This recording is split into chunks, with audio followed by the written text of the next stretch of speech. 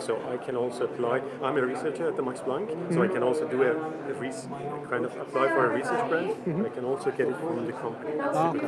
Cool. We can chat. Well, cool, thank you. Good to talk to you. Moin. So, alles gut? Danke bei dir. Ja, alles tipptopp. Alles gut. Ach so, okay. Sorry.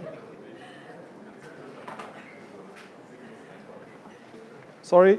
So, hi everybody and welcome to the German Tech Entrepreneurship Center and to our open lecture tonight. My name is Florian, I'm the Managing Director of GTEC, and I'm happy to welcome you here. And I'm also happy to welcome you, Florian, today. Great to see that so many people are interested in our open lecture tonight. Who of you has already been to an open lecture of GTEC before? One.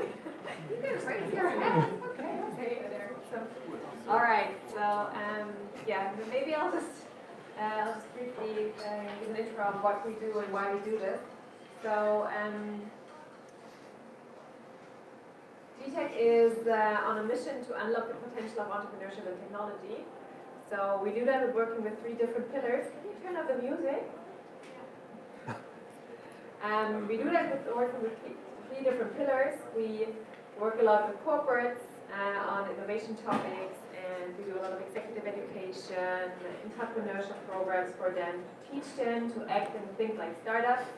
We have a startup lab here at the end of the hallway that is the No Bullshit Lab, where we support startups for a period of up to 12 months.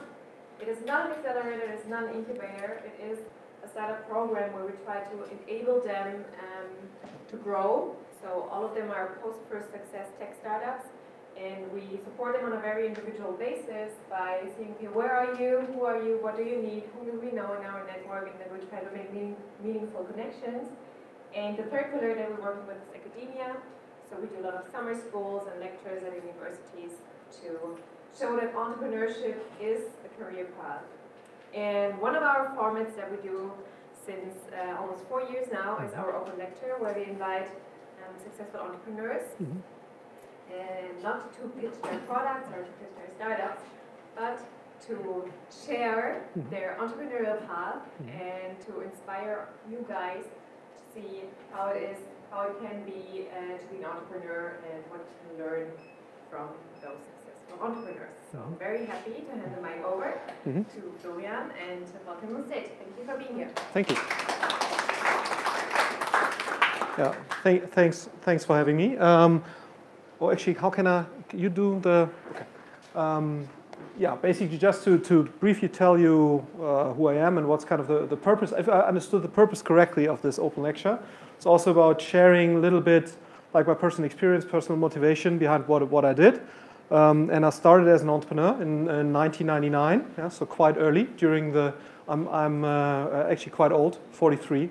So, and I started right out of university during the first wave of basically German internet startups. I mean, I don't know who remembers that. If I look in the audience, it's like all a little younger. But in 1999, there was already, it was almost like it is a little bit today. Yeah, so there were like 100 and something venture capitalists in Germany.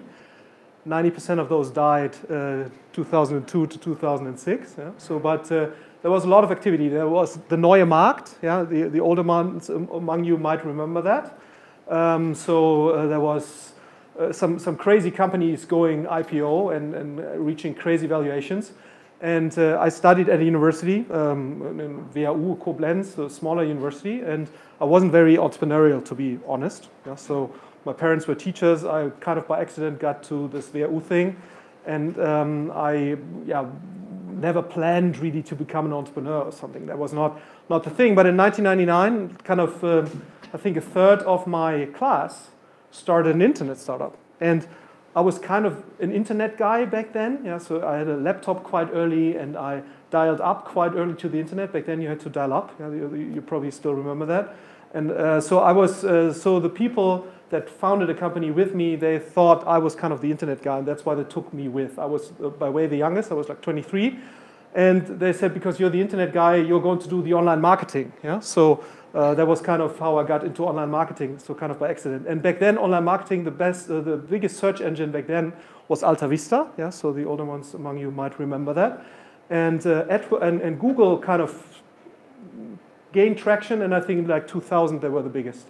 And then in 2001 or 2002, I don't really remember, Google AdWords started. Yeah? So that was kind of when the biggest basically marketing machine got started. And so I basically took part in all of that. And we founded a marketplace for used, rare, and out-of-print books. It was called JustBooks, and it got taken over after September 11th, and I was actually quite lucky, to be honest. We were negotiating with a company called AbeBooks, which is still around today. AbeBooks is today the largest marketplace for used, rare, and out-of-print books. They almost trade like $1 billion in used and rare books. They're owned by Amazon since 2006. And they took over our company in like October 2001. Yeah? And we were really nervous because the older ones among you might remember that. Like after 9/11, just everything broke down. It was just, you had 9/11, you had the Neumarkt crash, you had all the tech stocks crashed. I mean, the DAX went from 8,000 points to 2,200 points within like 2 years. Yeah, it was just a really Armageddon. But the company, AbeBooks, was profitable. They never were really struggling, so they took us over because they wanted to have a European activity. And we were able to negotiate like 22 or 25% in the company. That was quite a good deal. And then that company got sold to Amazon in 2006. And that was kind of the start of my angel investing career. So in 2006, I took some of those proceeds, which were not that much money, but it was enough to do some angel investments and started investing. And that is kind of my way into the investing side of things. So that's I'm just going to briefly flip through some of what I did then, and then I'll go into some learnings. But could you do the first? Oh, and probably just commenting on the. Could you go back to this? I actually didn't come up. Could you go back to the title slide? That was. I don't know whether I put it in quotes. Actually, skyrocket. Yeah. Because I'm not really sure whether that's an improvement to like become an investor when you start as an operator, entrepreneur. I don't really know that. But for me, it's like the right thing. And I try to talk about for whom that might be the right thing and for whom it isn't. And I think that's probably some of the learning experience. But that's why I put it into quotes. Because in many ways, being an entrepreneur can be a much cooler thing than being an investor for several reasons. Can we go to the first slide? That'd be great.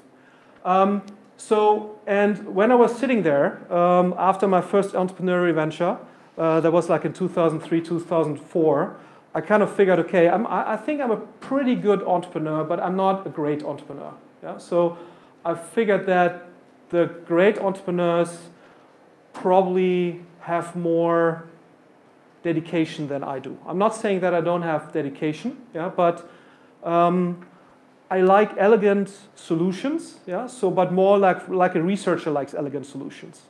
So I'm not the person that wants to win like 99.999% really, really bad. I mean, we're talking probably on a pretty high level. So I think if you ask other people, they would probably say, "Ah, Florian is a very ambitious guy," and I think I am. But if you feel it yourself, that if you look at other people like Oliver Samwer or Robert Gens, you know, the founder of Zalando. Or if you talk to the Auto One guys, they have more dedication than I do, and I think that's definitely something you have to realize. And it's not necessarily bad, yeah. So it's not that you come up with worse decisions, but I think for me it was pretty clear that I will not be the best entrepreneur compared to others. That was pretty clear to me. But I had a pretty good feeling that I'm a pretty good operator. So I thought, okay, there's not that many people that understand online marketing, performance marketing, and the data around it as well as I do, because that really fits my kind of research kind of focus. And I actually my alternative to becoming or staying an entrepreneur was actually going back to university. So I did a PhD and I was seriously considering trying to go down the academic route. So that's more how I am. So I said, okay, I'm probably a decent operator, but what I really figured, and that's the thing that I found out during my first angel investments that I did, I kind of ran into them by accident. I enjoy a lot enabling others to succeed. Yeah? So I'm probably a better coach or mentor than I'm an entrepreneur. And I think that's something, and I'm also okay with others succeeding with my help and getting the credit for it. I don't need the credit so much. And I think that's something you need to find out about yourself is, that's not good or bad. Yeah? I mean, it doesn't, only because you need the credit so bad yourself doesn't mean that you're a bad person or something. I think it's just a personality thing that you cannot change. Are you happy with others succeeding, basically with your help, but they get 100% of the credit or 98% and you get like 2%? Is that okay for you? And are you happy with that? And I perfectly am. Yeah? I'm perfectly happy with that, as long as I get some economic credit. Yeah?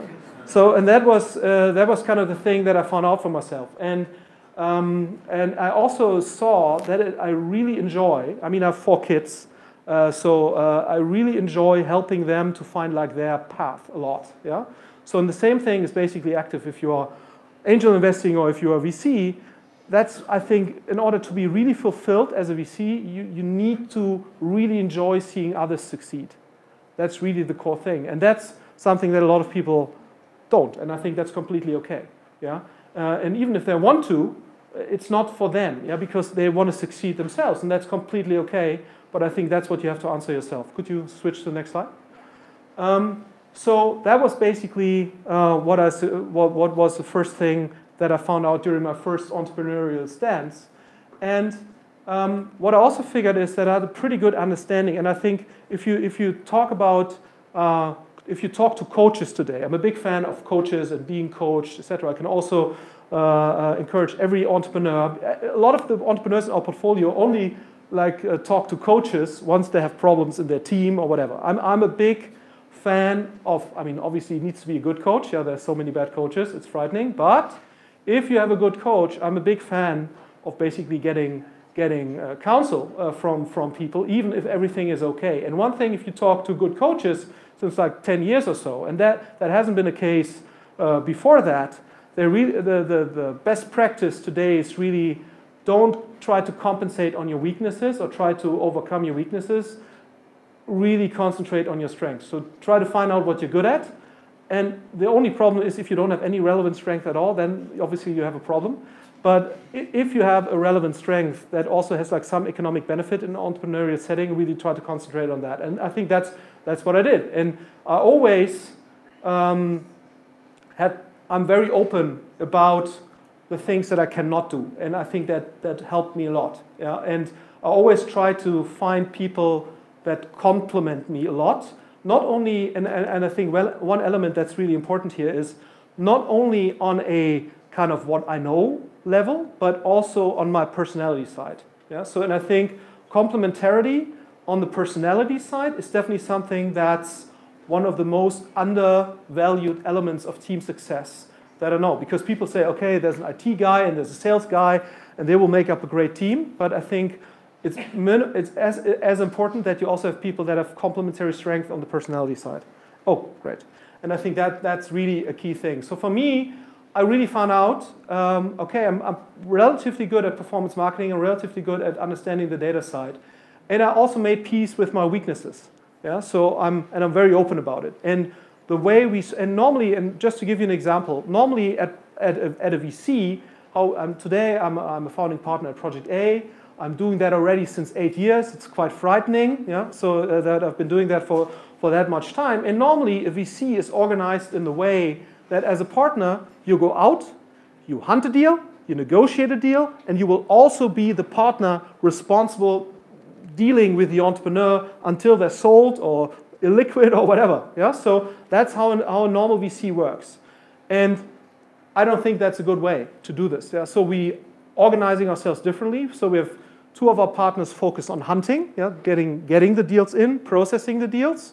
And then we take a decision later on who of the partners has the best profile to work with a respective entrepreneur or respective team.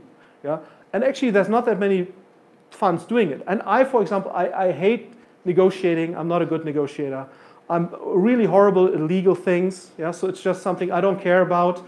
So, and we really organized everything around our strength and really try to say, okay, Florian's good at performance marketing. Why shouldn't he spend 90% of his time talking to the entrepreneurs how they can do better marketing rather than negotiating a deal with them, because he comes up with a horrible deal anyway. Yeah, and so why don't do it this way? And I think that's one key learning for me. Like if you have some kind of relevant strength, then why don't do it this way? And I try to do it, and I always, in every setting that I chose to be in, after this first entrepreneurial stance, I try to kind of be in this kind of mode, trying to complement myself with people that are very good at certain things that I'm not good at. And another thing that I learned during that time, and that's also something that I can tell, or basically might be a message that might be relevant for entrepreneurs. When we started at Project A, we were starting at very different levels. So in terms of age and also in terms of, in the VC speak, you would say bankability. Yeah? So there's people that are bankable in VC are the people that are able to raise a fund. Yeah? And if you are 26 years old, like one of our co-founders was in the beginning of Project A, you're not bankable. Nobody will give you money. Well, at least not somebody with a lot of money. They won't give a 26-year-old a lot of money. I mean, that has changed a little bit, but I was much more bankable than my co-founder were. So, but we still have an even equity split at Project A, and I never regretted it. And I see a lot of entrepreneurial teams say, oh, I started the company 3 months earlier, and then you joined the ride, and that's why I have 18.6%, and you have 14.2%, and that's because you were, and that is, and my experience is, if the whole venture turns out to be a good one, it doesn't matter anyway. Yeah? And if it doesn't work out, it also doesn't matter. Yeah? But the conflict you might cause by having uneven equity distribution in a team, there might be people that make their peace with it, but there's lots of teams that don't make peace with it. And I always said, if we want to do this for 15, 20 years together, it doesn't matter. Yeah? Because when we started Project A, I was like 40, no, I was 36 or so. So and I knew, okay, in like 15 years, I'm going to be 50. Yeah, doing early stage investing at 50, I don't know whether that's the right thing to do, to be honest. Yeah, I might still be good at fundraising, but will I be the one that finds the next cool thing for the millennials? Then probably not. Yeah, because it's just we always made the experience, or I always made the experience, it's good to put people in an even equity position. And if you don't think it's the right thing to do, rather consider whether that's the right person to have on board. Yeah? Because if you're not willing to give to a founder or co-founder the same kind of equity as to you, they might not have a relevant strength. Anyway, so by recognizing that I'm probably a better coach, and also one has to say, by being a little bit lucky, I'll come to that in a minute, I gradually moved into investing. So I did like 5 to 6 angel investments per year. That was what I was able to do financially and able to do from a mental capacity, and always like worked on the side. And I think that's the one thing that I realized then. One of the first angel deals I did was Trivago. Yeah, so and that was obviously lucky. Yeah, because when I invested in Trivago, I knew the guys from before that actually failed, and not really failed, but the first company wasn't great. I knew the guys from university. I thought, oh, they're good. But essentially, when I invested in Trivago at an early seed round at a 2.6 million valuation, it was a badly done TripAdvisor clone. Yeah? So, and then they did twist the model, and yes, they have some problems today, but they're still like a 1.8 billion company or whatever. So that was lucky. Yeah? And I think that's one key learning. If you want to be an investor, you need a lot of luck to be successful. And every investor that tells you, oh, I'm so systematic in it and I see that it's going to be, this company is going to be a winner, I find it extremely hard in early stage investing to say this is a winner. Yeah? And also, I still remember when Zalando was like 1.5 years old at Rocket, Oliver, who's not a stupid guy, obviously, like 1.5 years in Zalando, he said, oh, this thing is never going to work. The return rates are going to kill us. Yeah? So this thing is just going to burn so much money. So it's so, also HelloFresh. I mean, if you look at HelloFresh in the beginning, it didn't look very good. And if there wouldn't have been around from Vorwerk quite early that believed in the company, the thing would have been dead. Yeah? So, and today, all people that back then were investing claim they're kind of geniuses. But I've seen it so often that the distinction between a failure or a good company doesn't have anything to do very often with the capability of the people. If you look at a company like Deliveroo today, yeah, still not working, unit economics are shitty, yeah, they might still sell to Uber for 3 billion, then they're geniuses, yeah. But if the whole thing doesn't work, because unit economics don't work, and Uber isn't desperate enough to buy it, the company might be a failure, yeah? And it's the same people that took the decision back then. Unit economics based, correct, but as an investor, you don't need to be unit economics correct. If your timing is right, and you have luck, then you might still seem like a very good investor. So what do I want to transport with this? No matter what investors tell you, there's a lot of luck and a lot of timing involved. Obviously, you need to fish in the right kind of pond of opportunities. Yeah? That's why an Excel and an index is better than other VCs in Europe, because the average quality of their pond is better than like the average VC is fishing in. Yeah? But to say that all of the companies they're investing in will be winners, especially early stage, is just very hard to say. And I think I got kind of trapped into this, yeah, because Trivago worked so great, and then I had like 2-3 other companies that worked great, and Trivago made like 120x on my initial investment. That was, woo, this is really cool. Yeah, this is much better than working. So my courage kind of increased, yeah, because I thought, damn, I'm such a great investor. I have this foresight that other people don't see, and so I started to invest more and more and more. And that's why I'm saying I don't really know whether that's actually courage or recklessness. Yeah? But I ended up doing roughly 100 angel investments over roughly a period of 10 years, since 2006 to 2015. And then I had to stop doing angel investing, because that's also the thing. If you are, the moment you are a professional investor, I'm not saying that I'm doing it in a professional way, I'm more meaning it in a professional setup, like a fund setup, etc., you cannot do angel investments normally. So either invest from your fund or you do angel investments, but you cannot do both. I mean, if you are the really seasoned Sequoia partner and have returned, I don't know, 5 funds, then you probably can. Yeah? But if you are, emerging VC in Germany, you cannot. Yeah? So investors will not allow it. So I stopped angel investing in 2015. But it turned out for me, was a very good experience overall. Yeah? But if I look back, why was it a very good experience? Essentially because of 3-4 companies out of the 100. Yeah? That's the thing. I think if you want to do angel investing, and that's also what I tell our employees, I'm not the biggest fan of crowdfunding for several reasons, but if you want to be an angel investor with 5, 10,000, 20,000, whatever euros, first of all, angel investments today more look like 50 to 100,000 euros initially. Yeah, also the angel market got a little more crowded. And if you want to do angel investing, you should not do less than 15 to 20 investments. Yeah? Everything else. So if you look at your financial capabilities, you need to be able to do 15 to 20,000 and above checks, because otherwise, how does a VC construct a portfolio? An early stage VC minimum has 20 to 25 companies in one portfolio. Yeah? That's kind of an industry standard.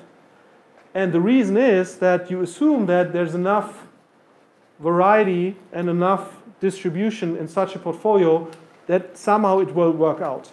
I think doing angel investing in just 3, 4, 5 companies doesn't work. And that's also the big problem of corporates. Yeah? If corporates do incubation or company building, they usually do 2, 3 projects and look at, are they working? And then, no, for whatever reason, they're not working. And then say, oh, this company building shit doesn't work. Yeah? But why should they be more successful than us? Yeah? There's no reason. And there's so many reasons why these things fail. Yeah? So that's also what I try to tell our corporate investors. We have a lot of corporate investors. And what I always tell them is, if you want to do this, you have to wait for at least 5 to 6 years, whether it works or not. And you have to provide the financial means to do this at least with 15 to 20 companies. Everything else is not serious investing. And the problem with early stage investing is the shit comes up first. Yeah? So the bad companies you'll see after 1 or 2 years. The good ones will probably arise after 3, 4, 5 years. Yeah? So if you do early stage investing with a corporate, that's not an easy thing, yeah? Because the people that give you money will see your failures and will have to justify for your failures first. But that's just a side note. So, but I think if you are going down the investment route, you shouldn't do it if you're not able to put at least 300,000 to 400,000 euros aside. That's just the reality. Everything else doesn't make any sense. Unless you're doing like some angel list stuff or whatever, yeah, that you can do. I mean, that's actually not that bad. Yeah, so I think crowdfunding I'm not the biggest fan of, but angel list is not a bad thing to do. Yeah? So that is, and there you can obviously also invest with smaller tickets. So I'm just referring like to the non-angel list type of world. So I did this first company, did another company, went to university, was kind of thinking whether I should stay at university. And then 2007, I got a call again from Oliver Zamwer, who said, oh, these entrepreneurs really get on my nerves. They don't do what I want them to do, so why don't we take the entrepreneur out of the equation a little bit and try to do incubation. But incubation not in the non-rocket or before rocket kind of sense, but in the sense that you actually come up with an idea first and then you recruit a management team. Because before rocket, incubation was a founder-centric exercise. Yeah? An incubator, there were incubators since 1995 or whatever, and an incubator was something where somebody with an idea would come to, office space and an internet connection. In 1995, that was actually a real differentiator, having a stable internet connection. And then, they would shape the idea with the help of mentors. That was an incubator. And Rocket kind of recoined this term by saying incubation for us is we come up with an idea and then we recruit a management team that is obviously incentivized.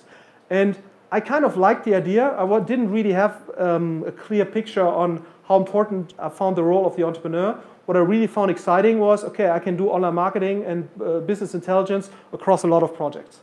That was something I really liked, and I really wanted to build like elegant solutions across different companies. And that's what we did, yeah? And that worked reasonably well. I mean, there were some good companies like Zalando or the Global Fashion Group and some not so good companies, you know them yourself. But that worked actually quite well. So, and then 5 years later, or actually 4 years later, we came up with a plan and said, and I kind of thought, okay, we need to, well, actually, we don't need to, but I said I want to work more with entrepreneurs. Yeah, because the problem in this incubation model is the people that come on board as management teams or as founders, they think an opportunity cost, which is completely fair from their standpoint. Yeah? Because if you didn't found something, you're actually hired to do something. Yes, you're equity incentivized, but it's not really your company. It's completely fair that you basically always reassess, is what I'm doing here worth my time, or can I basically spend my time elsewhere in a better way? Opportunity cost, that's completely fair. And I thought, okay, I'd rather want to work with people that really came up with this idea and help them. And the other thing that I want to do, I want to invest in more technical stuff. Not just purely execution driven, but more technical stuff, because I thought, okay, the B2C stuff will be more and more difficult. I mean, that was already clear in 2010, 12, yeah, by looking at how the Google mechanism worked. You could see the early Facebook advertising platform was also using auction mechanisms. Yeah? So in essence, what we have today, and it's 100% clear, you have an oligopoly of customer access. Yeah? Facebook, Amazon, Google, they all work pretty much the same way on an abstract level. I mean, Amazon is the worst, but the others work in a similar way. And they all auction off customer access. And just by the way auctions work, you don't need like to be an auction expert to understand that, there's a redistribution of margin from the people participating in the auction to the people operating the auction. And unlike at a stock exchange where you have an auction operator, which is a stock exchange, the guys operating the stock exchange also own the inventory that's traded on the stock exchange. So that's like an accumulation of power where you say, okay, that doesn't make any sense. And the margin will be redistributed to them. Yeah? And that's what's happening. Yeah? So, and if you look in China today, nobody would come up with the idea to say, oh, we do a fashion site, e-commerce site, and we do it independent of Tmall or independent of JD. You do it on JD, you do it on Tmall, because customer acquisition costs would be too high to do it off platform. Yeah? I mean, obviously, we have not reached this level here yet. Yeah, Zalando is doing okay. They're getting 3-4 orders per customer per year, so that works. About You works okay, Booking works okay. So, but still, as a startup, it's getting more and more difficult in the B2C space to do a viable business model. It's very obvious. And so I thought, okay, I want to do more B2B, and I want to invest more founder-centric. But what I liked at Rocket, and I still believe it's a decent model, is the operational support. It's not for everyone, but having it as an option is actually okay. And Andreessen Horowitz, you might know Andreessen Horowitz, they started, I think, also 8-9 years ago. So they actually started after Rocket. So the operational model was not invented by Andreessen Horowitz, but it actually was invented by Rocket. So the operational model in supporting entrepreneurs worked at an Andreessen Horowitz, and we thought, okay, let's try to do this model ourselves for one reason, because as an angel investor, even today, you need to think about why should entrepreneurs take money from you? Because, I mean, even in the angel space, the market has shifted. Yeah, I mean, if you looked at venture capital in 2007, was relatively easy. If you were the guy with the money, usually the guy, I mean, there's not too many women. If you're the guy with the money, people will come to you. And that has completely shifted over the last 3-4 years. I mean, in the US, it's even more extreme. Yeah, I mean, more extreme. In Israel, more extreme.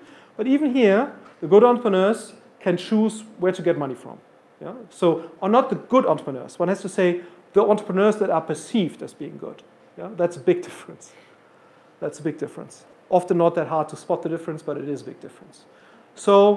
And what I thought, or what we thought when we started Project A is, okay, if you're going out here in a market that's more competitive or getting more competitive, we need some kind of differentiation.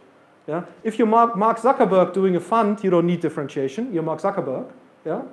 That's enough of a differentiation, because some of your, although Mark Zuckerberg is probably not a good example right now, but let's say Larry Page. If Larry Page would do a VC, you just by being Larry Page get good deals. Yeah? Because it's like a little Ashton Kutcher is doing this sound investment vehicle. Just because he's Ashton Kutcher, he's getting good deals because people like to, or the manager of Lady Gaga, I forgot his name. Yeah, but you know, if you are a mediocre entrepreneur and pretty good angel investor, you need some kind of differentiation in order to be a successful VC. And that's why we came up with this operational model where we basically say, okay, if you take money from us, you have access to these resources. You don't need them if you want to, so we don't force anybody to take it, but you need a true differentiation. And it's actually quite funny because a lot of the VCs come to you and say, what's your differentiation? What's your defendability? And if you then ask them, what's your differentiation? What's your defendability? It's actually quite frightening. You don't really get compelling answers. Yeah? And if I think about the VC landscape or the investor landscape, as an angel investor, it's not so critical. But I think if you look at what are the possibilities to differentiate yourself as a VC today, yeah, the easiest one is you're Mark Zuckerberg or Mark Andreessen. Yeah, that's really easy because unless you really fuck up badly, your reputation will carry you through for the next couple of years. Yeah? But you have kind of this Benetton kind of problem or Esprit problem. So if you screw up for a couple of years and your collections don't really work, yeah, there's not really a way to crawl out of that again. You're like a fashion brand. Once you're out of fashion, it's really hard to get back again. Yeah? So, but I call those people like the personality VCs. Then you have like the sparkle VCs, like Sequoia, Excel, etc. And that's actually a little better because they're not tied to one person, but they've actually built the reputation of the institution. But that can still go wrong. And that usually goes wrong when they don't manage the succession right. And that usually happens if the old partners are too greedy. Yeah? So that's what you can learn because they don't pass on the carry points to the young partners. Yeah? And that's what you can learn from the McKinsey, whatever you think about the McKinseys or the BCGs of this world. What they do in a really, really, really professional way is there's a way into the money, but there's also a clear path out of the money. Yeah? And that's, for example, what we are just thinking about. We're an 8-year-old VC. I will probably work a little more. Yeah? So, but still, we're thinking today, because today we're still talking about abstract numbers. Yeah? So what's it worth to be a partner at Project A? It's not really 100% clear because 8 years down the line you cannot really say it. That's why we're discussing today, how are we getting one of us, irrespective of who it is, how are we getting one of us out of the money again? Yeah? Because the biggest problem or the biggest mistake that VCs can do is that the old ones don't let the carry go. And I think what you can learn from McKinsey, BCG, but also Sequoia and these kind of companies, they've really managed that the big brand is the institution and not the people. And that is actually, that is actually something that you, if you want to be a really professional investor, need to achieve. Yeah? Move away from a personality-based brand to an institutional kind of brand. And that's actually not that easy to do, obviously, and that just happens by track record, and that happens by succession policy. But since we weren't a Sparkle VC, why? We weren't a personality VC, so we had to come up with some other differentiation, and that's the operational model that we chose. And that's something, when you're an angel investor or when you want to be a VC, you need some kind of differentiation, because otherwise, as a German VC, you have to be very honest. You are Bundesliga anyway. Yeah? You're not Champions League, by definition. Not because you're stupid. Yeah? I mean, it's always so funny if you meet these guys from Sequoia or whatever, and they say, oh, they must be so damn smart.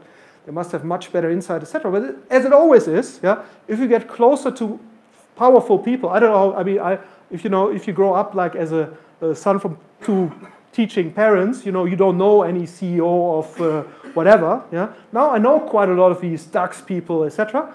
And it's actually quite funny. If you get closer, they're all just very normal people. Obviously, they're smart, but they're not beyond anybody. And that's the same thing with American VCs. Yeah. Obviously, they have some decent experience, but I think at least, if you talk to the good German VCs, or the good UK VCs, or the good Swedish VCs, Creandum, North Zone, I don't think that the good US VCs are significantly better, to be honest, in terms of their thinking. Yes, they have more experience, but they're not necessarily like and the same actually goes for operational capability. Yeah? If you talk to the people at Airbnb, or if you talk to the people at Expedia, where Trivago is a part of, people that have insight in how US companies do their operations will all come to the conclusion we're not doing a worse job here when it comes to operations or when it comes to the insight. I mean, there's many other factors that disadvantage us, but it's not because the people here are less smart. Anyway, the key message is here, if you want to become an investor, you need to think about what your differentiation is. Also as an angel investor. Yeah, that's why, thinking about what your personal brand is, what you stand for.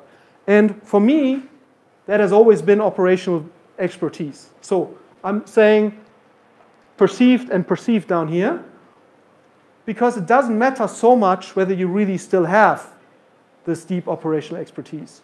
People need to believe that you have it. Yeah? And that is, I think, a key differentiator in this. How am I actually doing on time? Not too good, I guess. If you want to become an investor, and I think that's 100% or needs to be 100% clear, it's quite a big threshold to become professional investor. Not because of capability, but you need somebody that really believes in you and gives you a lot of money, or you have the money yourself. Because if you calculate it through, and I did it for quite some time, starting a VC fund without 40 to 50 million euros doesn't make any sense. Because you get 2 to 2.5% management fee, so that's 1 million to 1.25 million management fee per year. And that's, I would say, the absolute minimum to run a professional investment operation. Sounds like a lot of money, but if you think it through, 2-3 partners, 3-4 analysts, a lot of travel budget, 1 million's gone in a second. And it's not that these people are paying themselves crazy salaries. Yeah? So that's actually, I know one Sequoia partner quite well, yeah? And he's a junior partner at Sequoia, and you might think, oh, damn, Sequoia. This guy earns $750,000. You might say, damn, that's crazy money. Yeah? But he lives in San Francisco, 3 kids at private school, and he has to put $300,000 every year into the fund. That's his own commitment. Yeah? So actually, Sequoia has to lend him the money to be a partner, which is not per se bad, as long as the fund performs. Yeah? But VC is not a very cash-attractive exercise at first. You need to invest at least 10, 15 years of your life doing it. Because then, hopefully, that's when the payout comes. Yeah? So we are now 8 years down the line, and we have not paid back the first fund. And that's completely normal. Actually, we are like in the top 10% funds of money coming back in Europe. Yeah? And we are still like 20 million short of paying back the first fund. So we are probably going to see money, if things go well, after 10 years, apart from the salary. Yeah? But the salary, as I just told you, cannot be that big because your management fee is not that big. And the professional investors are not going to accept any management fee above 2% or 2.5%. And for a good reason, because otherwise you're like, the German ones will know it, you're like in a Lebensversicherung, yeah, where you pay an Abschlussprovision of like 15%, this thing will never get into the money. And the same problem is if you're a VC investor that can only invest 75 euros out of 100, it's just very hard to get that in the money. Yeah? So that is I don't know the terms around this life insurance kind of stuff in English, so that's why I did it this way. So you can only become, and there's a lot of people out there that are decent angel investors, and the hardest thing is really getting the first money. Because as an angel investor, you might be, I did like an 8x on my angel investing. Yeah? So that looked pretty good. I knew that will not be transferable to VC. It's much harder to make money on VC than it is to do it with 50,000 checks. That's much easier. But you need one person that really believes in you. And that's like the hardest thing. Once you get the first fund and you have numbers and track record, then it becomes not easy, but if you perform okay, then it's okay. What most people don't get is like the first 20, 30 million.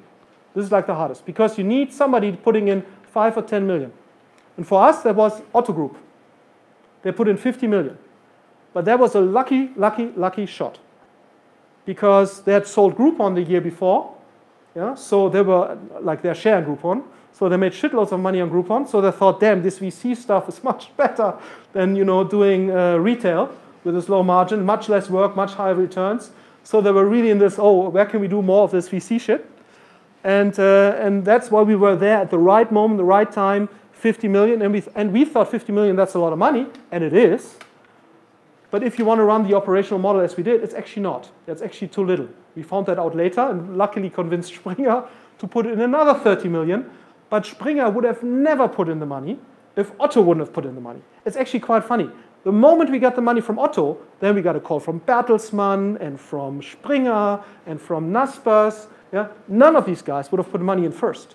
That was only because there was like one brave guy at Otto said, we want to do this, want to do more of this. And that's, so if you want to become an investor, you need somebody that believes in you, and it cannot be your mother, as I just put it there, unless your mother has like 10 million euros. She wants to put it in your kind of thing. So the message is, even if you have a decent track record, you need a certain amount of luck to get this started. And there's lots of talented people running around in Berlin, raising funds in 3-4 years, and they're not doing it. And that's not because they're bad or worse than I am. They just haven't been lucky to get this first check.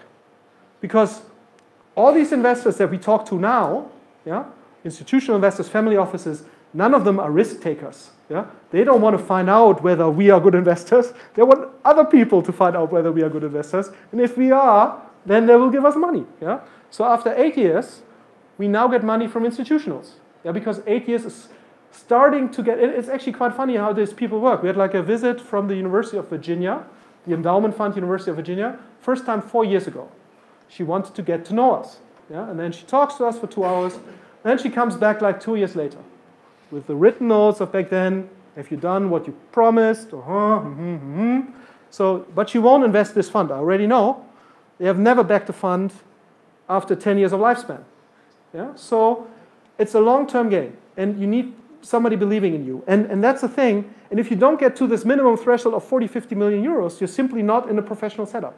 You cannot compete with the more professional funds. I mean, you can on an angel investing level, and that's kind of the thing. That's kind of probably the mess. And everybody says, oh, there must be so much money around, Florian, you know, with these low interest rates, but it's not. I mean, the money, yes, there is a lot of money.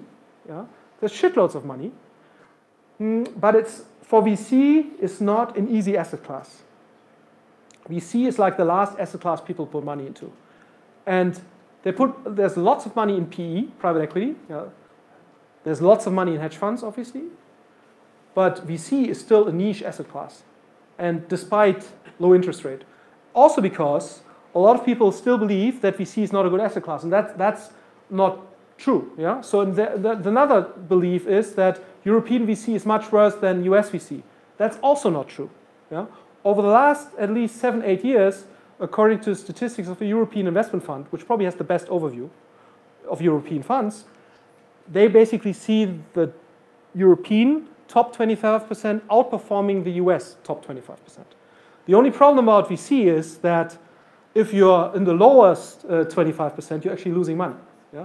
So an average look at VC returns doesn't tell you a lot, because you need to be, it's so unevenly distributed that you need to be in the top 25%. Otherwise, you're not making enough money to justify the risk. Yeah? Because people giving us money, I don't know who actually knows how a fund like that works, but if you commit €1 million to us, fund lifetime is like 10 to 12 years. Yeah? We call the money as we need it for the investments, but you don't know as an investor when you're going to get your money back. Yeah? So you basically just put the money away for 12 years. And the good funds in Europe start at like 15-16%. Yeah, that's kind of interest rate per year on the capital that's being called. And the top funds get like to 30%. So that's a very attractive interest rate. But if you're a long-term stock exchange investor, you also get like 6 to 8%. Yeah? And you can get out every day. Yeah? So in order to justify the illiquidity of putting money into a fund, you can argue, you can discuss whether you have to be like double that or triple that to justify this, but you need to be significantly above the 6 to 8% to justify the illiquidity, and also this kind of, you don't really know when you're taking the money. Yeah, so that's and that's actually something that's not that tricky, quite tricky. So let's skip that. Okay, you probably found out that VC is really my thing. I like it a lot, but not so much because of financial reasons. A good entrepreneur will always make more money than a good VC. That is, I think, pretty clear. And if you want to make money in investing, you should go to hedge funds or you should go to private equity. Yeah? A private equity associate earns more money than the average VC partner.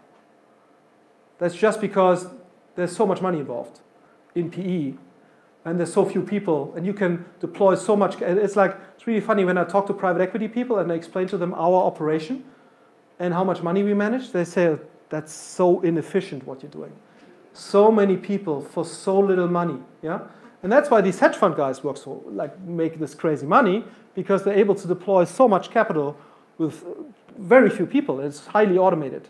And so VC is not a very efficient way to deploy capital. So you really need to like it. I mean, I'm not saying that you're not doing well, yeah? But I'm saying somebody that has an excellent VC skill set could make significantly more money in PE or hedge funds. And I think that needs to be very clear. So if you want to become rich, if that's your main motivation, VC is not the thing you should do. I mean, obviously there's rich VCs. I'm not saying that this is a bad thing, yeah? But it really needs to be, for me, it's like the main thing. You invest in something, and then every 10th of these things develops into a great company. And you look at it and say, yeah, I was actually a small part of this. That's actually something that I like a lot, and I like to go to the office every day. And if I talk to my colleagues I studied with at my university class, and the guys that are working at McKinsey, etc., that are now partner, whatever, very few of them go to the office every day with a smile on their face.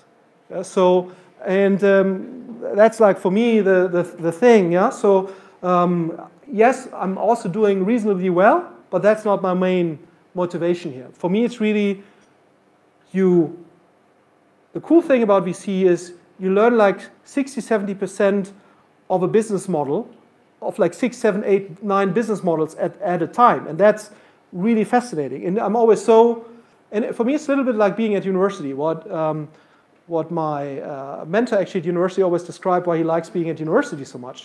He says, there's always these 24-year-olds coming in, and they are so energetic, and they really want to find out this new thing. And then you work with them, and you try to keep up with them. And you know, damn, I have a hard time keeping up with them. But it really keeps you fresh, it keeps you alert. And it's actually quite funny. I don't know whether you had the same experience, but if you talk to 45-year-olds, very smart, very intelligent, that are working at the same company for 20 years, you often find they've really lost their intellectual agility. Not because they're stupid. I'm not saying that.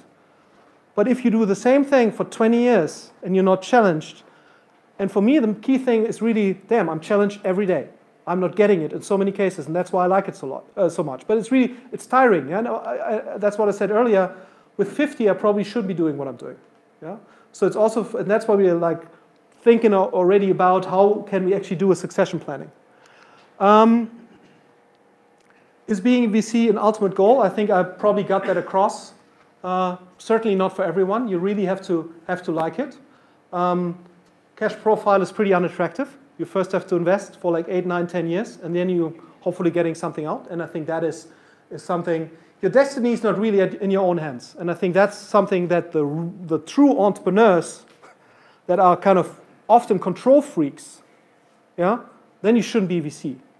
That's what also. If you look at Oliver's a great entrepreneur, Oliver Sammer, but he's not a VC or an investor because he has such a hard time letting go. Yeah? If he sees things going in a different direction, it makes him sick. Yeah? So, and as an entrepreneur, and that's why I think would have never been a good entrepreneur to the highest level, I'm completely comfortable if people that I gave money, if I have the feeling they're on their way, on their right way, I'm completely happy with it. I sometimes, sometimes they throw around money in a wrong way. You sometimes think, was it really necessary? But as long as you believe they're the right people, that's okay. But that means you're not really controlling your destiny because these people are making your money in the end. Yeah? If they're successful, you're going to be successful. But as a VC, you don't really control things. And that's also one big misconception. You're an investor, but in the end, the good companies, as an early stage VC, you have like 10%, 5%, 15%. You don't control anything. Yeah? The entrepreneurs like Messi. The good entrepreneur, if they play, they play. If they don't want to play, they don't play. Yeah? You cannot force Messi to play. If he doesn't want to play, he doesn't play. No, irrespective of what the contract says. And if you're not happy with it, that's not really your thing. And I think you always have to, people over-intellectualize VC quite a lot. They talk about this hypothesis-driven investing, etc. Yes, we also make our hypotheses and we have our thesis and our but in the end, I think you have to acknowledge there's so much luck involved, yeah, and timing, which is not good or bad. It's just the way it is, yeah. And I think you shouldn't take yourself too serious because otherwise, I think it's just a misrepresentation. And the last thing, and that's what I said earlier, you have to be completely okay if somebody else gets the credits for the successes. Yeah? You have been taking part in something, in Trivago in my case, or Zalando, and that's great. That feels good, and you also get the economic benefit, and that's awesome. But other people do get the credit, and that's completely fair. Yeah? And I think if you're not happy with it, you shouldn't be a VC. You should be an entrepreneur, and that's also a good model. So coming to an end. What are some last aspects to consider? And then we are like already over time. But I hope I can still get them across a little quicker probably. Let's just talk about the second point. How to improve the VC model. We are doing VC as it has been developed in Silicon Valley. And that's good. But if I look at how PE funds are doing their investment model, I always think they're doing it in a much better way. Yeah? The VC model is not a good model if you think about it in a really honest way. Because, and I'm not sure how it will evolve, but just to share some thoughts here. If you look at the average cap table also of a good company today, you have 3 VC funds, 6 angels. The VC funds have different risk perspectives, different reserves in the fund, different fund sizes, different cash preferences. So that all doesn't matter. If you're Airbnb, it doesn't matter. Yeah? If things go well, it's all good. But the moment things are not doing that well, and you see that every day on Gründerszene or TechCrunch or whatever, a lot of the failures that you see in companies are because investors, management, angels are not so important at a certain stage anymore, but are not aligned and are not alignable. And a lot of the energy has to go in aligning them. A private equity fund would never invest in a setting that they don't control or that somebody controls. Doesn't matter who controls it, if it's a rational person, but it needs to be controlled by somebody. And if I think about it, a lot of the problems, if I look back, that we had, I think the biggest source of failure is intra-team problems. Yeah? So teams being dysfunctional or getting dysfunctional. And I think that's why I would really encourage every team to work with a coach from very early on, because it can be a major source of dysfunctionality if there's intra-team conflicts. And we also try to solve it. I mean, usually you are then, as a VC, you are the one trying to solve it. Yeah? You sense that there's a conflict in the team, and then you try to solve it, and then somebody has to be removed from the founder team, and then you try to replace it with somebody else. And I've hardly ever seen it work. I mean, at a Series B, C, whatever company, it's not a big problem. But in an early company, replacing a founder is usually something that doesn't really work. And I've seen it. I mean, I've seen multiple cases every year, and it's usually not working well. And it's sometimes, if you think about it, how much time you spend with your co-founders, I think it's often very naive how founding teams, think you'll be under so much pressure. Every 12 to 18 months, you need new money. Things are not working in the way. You're under so much pressure. I mean, if 50% of all, or 30% to 50% of all marriages are divorced, being married, is easy compared to being an entrepreneurial team in trouble. And I'm saying that after 4 kids, yeah? Which also is quite stressful once in a while. But I always perceive it a lot easier to get along because there's not really something, I mean, it's not economically destructive. So these are things, there's still a lot of room for innovation in the investing model. That's what I wanted to get across. I don't know whether the VC model as we do it today is the best model. PEs do it different. SoftBank does it different. We try to do it different by our operational model. And if I could choose, and also the fund model isn't great if you think about it, because the fund model forces you, and that's also, if you get on a VC, these guys are forced to sell in 9, 10, 8 years, whatever it is. And if you don't want to sell, you somehow need to find a way for them to get out, otherwise they're being uncomfortable. And that's not because they're assholes, that's just because the fund model gives them any flexibility. Yeah? So there's so many implications that you have if you have a fund model. So I'm just saying it's not a perfect model. And I think the biggest problem is what I described here. Even if you do all these things right and you come up with a better model, the only way to make something like a Project A or whatever, or Cherry that arose like 4 years ago, or Blue Yard, or the funds, how to make that work is making it basically a shift from an individual team to an institution. And that's also something that, I mean, you have as an entrepreneur, but you the same way have as a VC. You know? So, and very few actually get to do that. And that's some last thought. So, yeah, that's me. Ooh. So, yeah, we can shift to that. So hopefully that will give you some insights, or has given you some insights on why I chose the path that I chose, and the motivation behind it. And yeah, I don't know whether we do some questions now. Yeah, very happy.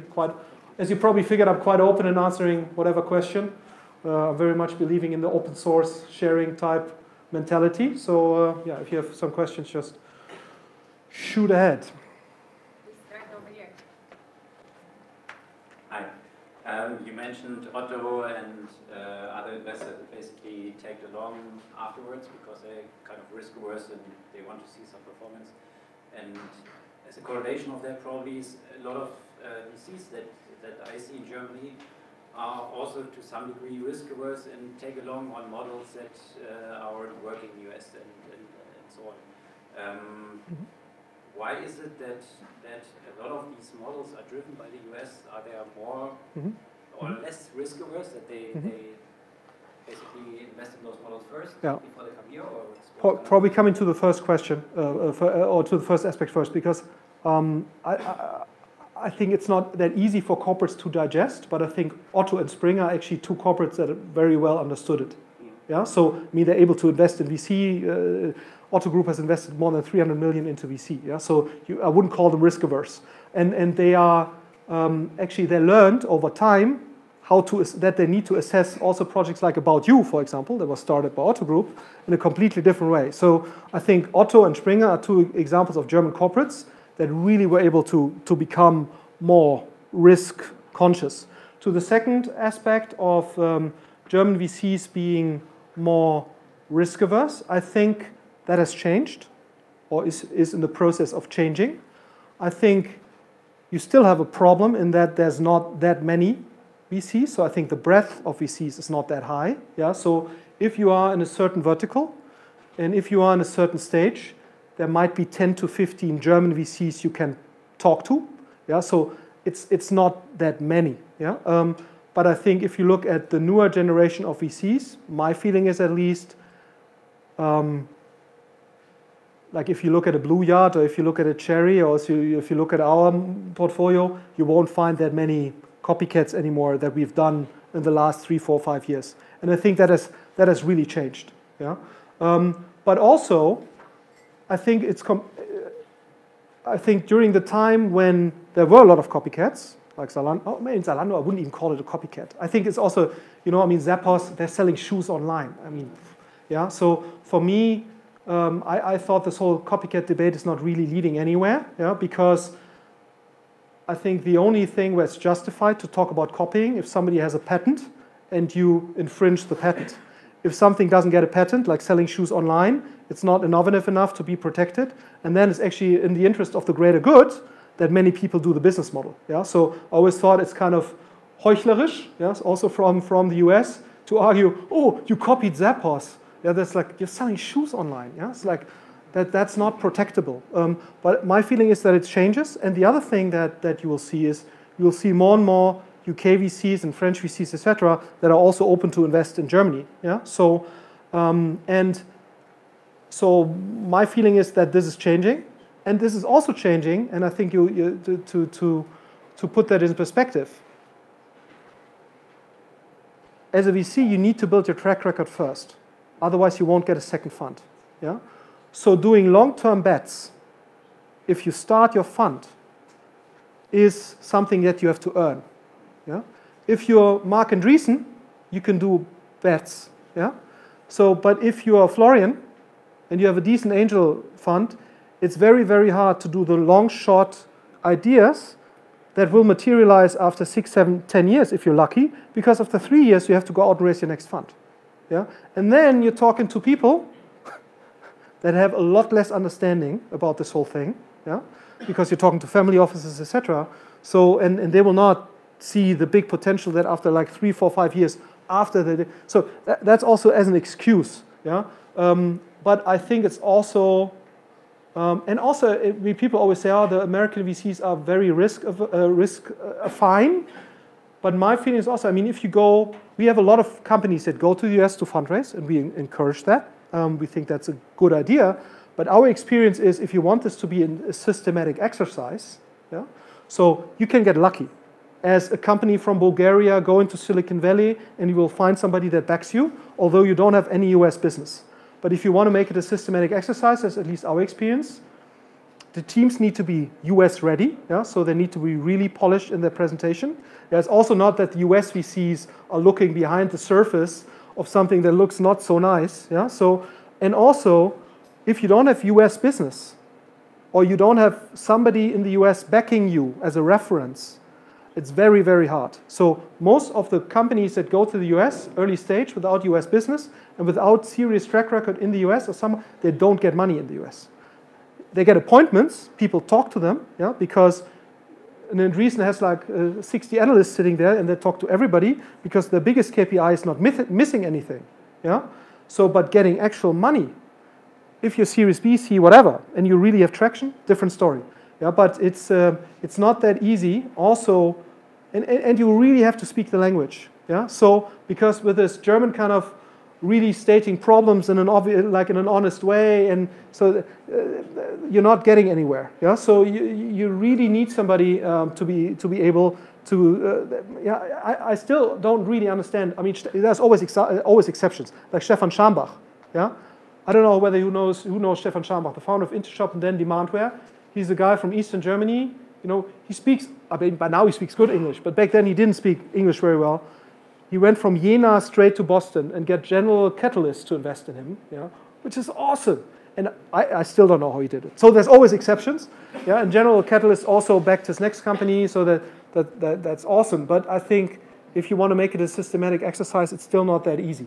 I think with a breadth and I think what also solves what you're describing is the larger angel scene and the more diverse angel scene. Because if once you have a good angel like Christoph Meyer investing in a really risky model, the good VCs will look at it.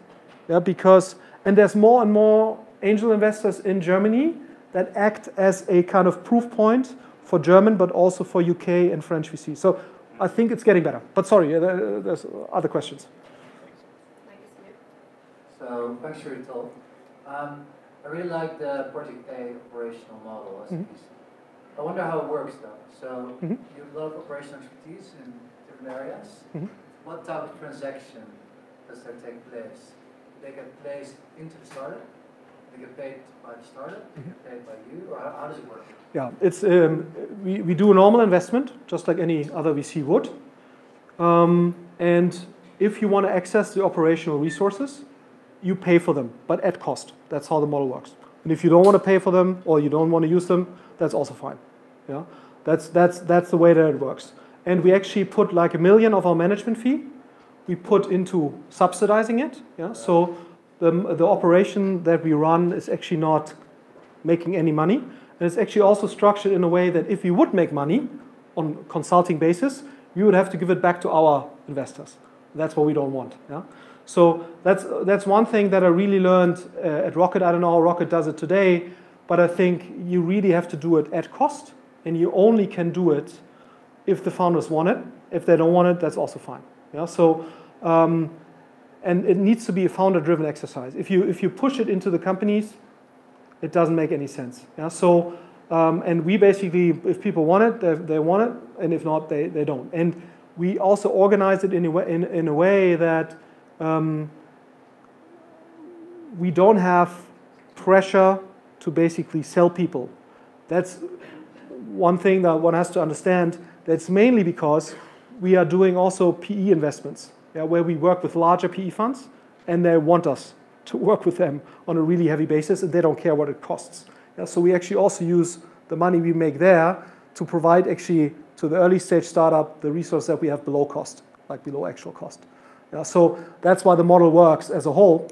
And I mean, with the next fund that we're currently raising, we'll be close to $500 million under management, and then the model really works. I mean, if you look at Andreessen, there the companies don't pay for the resources, but Andreessen has like $3 billion under management, so they have $60 million in management fees, so paying 150 people is not that big of an issue. Yeah, but they also don't go as deep as we do. Yeah, so they just do mentoring. And they don't do any actual legwork, and we also would do legwork. But we never. And I think it's not smart to not charge companies for it, because you have to incentivize them to build their own capabilities. Yeah? So I think charging at least cost makes sense, because you incentivize them to know how to resource yourself. And I wouldn't, for example, believe in a highly centralized model where we do the marketing for all the companies or where we do the finance for all the companies. That actually would be more efficient. Yeah, it would be more efficient. But since we are in a model where we sell the companies at a certain point in time, or not we are selling it, but they're actually being sold, and we hopefully sell our stake with that. I mean, that's also sometimes a misconception. A VC with 12% equity stake cannot sell a company. Yeah. I mean, you need some other people to agree, obviously. But that's why basically you need to build up or enable the buildup of competencies in the companies. And that's why I think charging at least something makes sense, yeah? As long as you take the monetary incentive out. That's how it works. And it turns out that of the 50 portfolio companies that we have, or 48 or something, roughly half of us have worked with us last month, for example. Yeah? Many of them just work on the recruiting side, yeah, because our cost per hire, for example, are 4,000 euros. That's just very cheap.